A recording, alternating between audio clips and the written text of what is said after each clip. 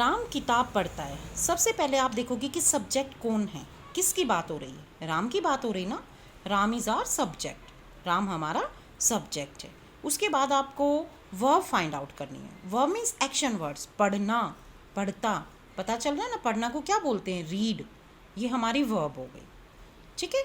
Next हमारा object है। किसके साथ इंटरेक्शन हो रहा है राम का इंटरेक्शन हो रहा है किताब के साथ। Then it is our object. Let's start and make an sentence. Ram reads book. आपने रीड्स क्यों लगाया है? मैंने आपको बताया था ना कि अगर हमारा नाउन सिंगुलर है तो हमारी वर्ब हो गई रीड, वर्ब की फर्स्ट फॉर्म है। अगर नाउन सिंगुलर है तो हम वर्ब की फर्स्ट फॉर्म के साथ एस और ई एस ऐड करेंगे। अब आपको देखना, रीड के साथ एस ही ऐड होगा, रीड्स, और देन ऑब्जेक्ट। उसके बाद हमारा ऑब्जेक्ट आ गया। नेक्स्ट वन इज राम किताब नहीं पढ़ता है। आप सबसे पहले सब्जेक्ट लोगे, Ram does not read book. आपको ध्यान रखना है कि डज हमारा सिंगुलर नाउन के साथ यूज़ होगा और डू हमारा प्लूरल नाउन के साथ यूज़ होगा। क्लियर टू ऑल बेटा? हम डज, लाइक, डू और डज। डू हमारा प्लूरल नाउन के साथ यूज़ होगा और डज हमारा सिंगुलर नाउन के साथ यूज़ होगा। Clear to all? Next one is interrogative sentence. क्या राम किताब पढ़ता है? अब यहाँ पर जो ये हमारा डू और डज हमारी हेल्पिंग वर्ब थी, ये हमारी स्टार्टिंग में लगकर इंटेरोगेटिव वर्ड्स बन जाएंगे। ये हमारे इंटेरोगेटिव वर्ड बन जाएंगे। देखो, ये हमारे डू और डज इंटेरोगेटिव वर्ड्स बन चुके हैं। फिर उसके बाद आप सब्जेक्ट लोगे। पहले आप डू और डज लो। राम सिंगुलर नाउन है तो डज, फिर उसके बाद हमारा सब्जेक्ट आएगा Ram read book. Negative sentence में और इंटेरोगेटिव सेंटेंस में वर्ब की फर्स्ट फॉर्म ही रहेगी। एस और ई सिर्फ एफर्मेटिव सेंटेंस में चेंज होगा। क्लियर टू ऑल बेटा? Does Ram read book. Next one is Ravi बाजार से आम लाता है।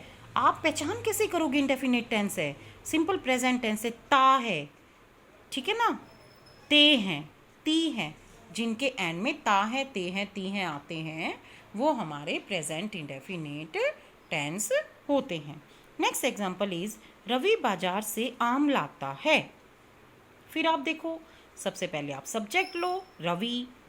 लाना को क्या बोलते हैं? ब्रिंग। ब्रिंग के साथ वर्ब की first form, Ravi singular noun है तो एस और ई एस ऐड होगा। Ravi brings mango from market. Clear to all? Ravi does not bring mango from market. देखो, डज आ गया है, आ गया ना डज, क्योंकि रवि हमारा सिंगुलर नाउन है तो सिंगुलर नाउन के साथ डज यूज़ होगा और प्लूरल नाउन के साथ डू यूज़ होगा। नेक्स्ट वन इज क्या रवि बाजार से आम लाता है? Does Ravi bring mango from market. और याद रखना, इंटेरोगेटिव सेंटेंस में आप लास्ट में हमेशा क्वेश्चन मार्क लगाओगे। Clear to all? Next one is वे कमरे में ताला लगाते हैं। वे, आपको पहले ये देखना है, आपको पहले ये देखना है कि हमारा नाउन सिंगुलर है या प्लूरल है। He, she, it singular nouns, वो सभी he, she, it, Ram, Radha, book, these are singular noun. We, you, they, them, are, these are plural nouns. अब देखो, वे मीन्स दे, ज़्यादा है, प्लूरल है, तो दे के साथ आप देखो वर्ब है, वे कमरे में ताला लगाते हैं। लगाना, ताला लगाना को बोलते हैं लॉक करना। अब इन्होंने लॉक किया, लॉक्स नहीं किया है। Why? Because verb is plural.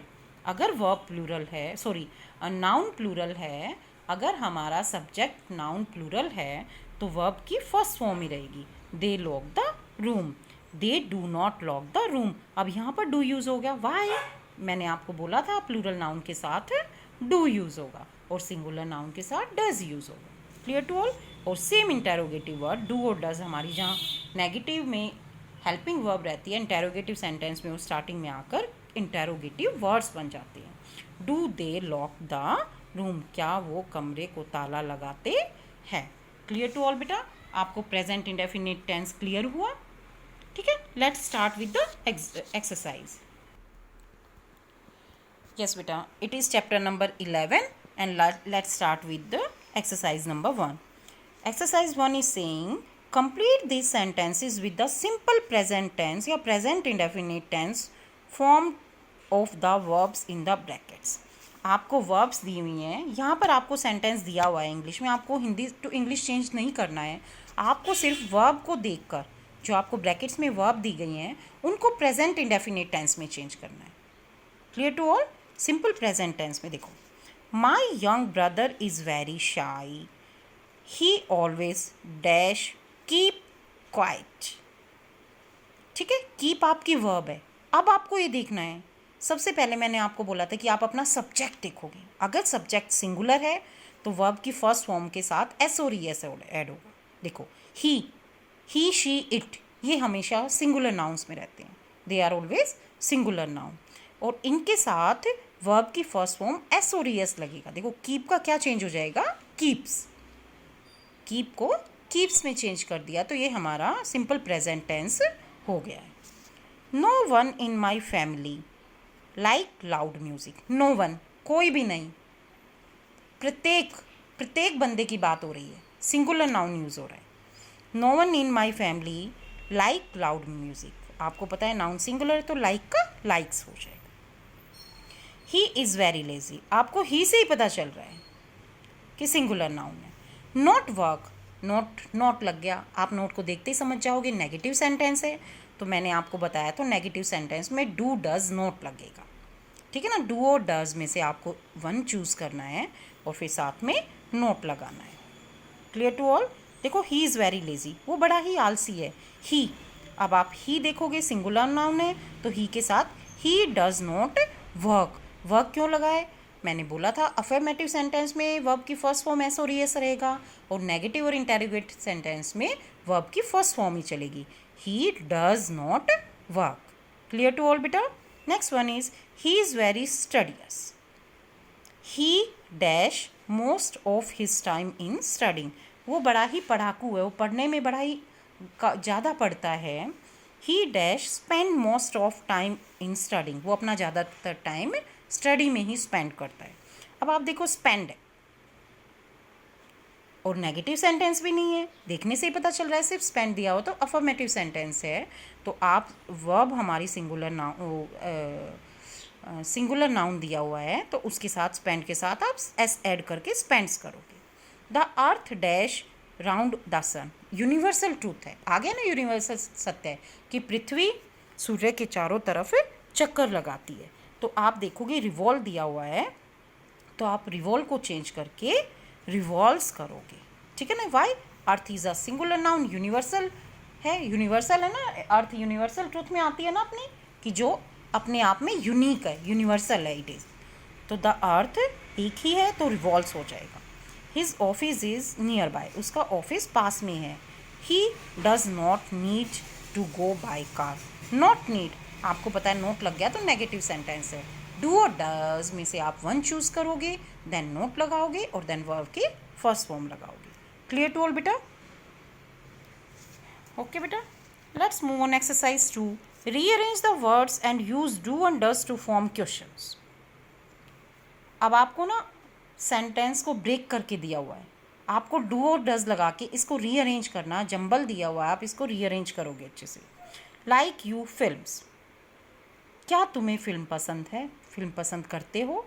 Like you, आप देखोगे यू हमारा प्लूरल नाउन है तो डू यू लाइक फिल्म्स, आप डू लगाकर इसको सेंटेंस को बनाओगे। डू लगाओगे आप, फिर आप अपना सब्जेक्ट लगाओगे, फिर आप अपना वर्ब यूज़ करोगे और देन आप उसके बाद क्या यूज़ करोगे? अपना object. Next one is how often she go for a walk. अब आप इसको चेंज करो, ये क्वेश्चनिंग वर्ड से पहले ही स्टार्ट हो रहा है। हाउ ऑफन शी, आप शी के लिए, शी सिंगुलर नाउन है तो डज यूज़ होगा। How often does she go for a walk, interrogative में चेंज करना है। Clear to all? Next one is go normally at what time you to school. Rearrange करो, at what time you है तो आप you से पहले डू लगाओगे। क्यों? क्योंकि मैंने बोला था प्लूरल नाउन के साथ डू लगेगा। Normally go to school. Next one is your father work where, आप स्टार्ट करोगे क्वेश्चनिंग वर्ड से, वेयर डज योर फादर, देखो योर फादर, आप योर पे मत जाना, आप ये लगाना योर फादर दिया हुआ तो फादर वन ही होगा ना आपका, तो इसके साथ आप डज लगाओगे। Where does your father work? How visit you often your grandmothers? How often do you visit your grandparents? Next one is go when you to bed. You दिया हुआ है, आप देखना कि यू हमारा plural form में आता है, और यहाँ पे योर फादर दिया हुआ था, बात फादर की हो रही है। When do you go to bed, आप क्वेश्चनिंग वर्ड से स्टार्ट करोगे, यू के साथ आप डू लगाओगे और वर्ब की हमारी फर्स्ट फॉर्म ही रहेगी। क्लियर टू ऑल बेटा? It is enough for today. Tomorrow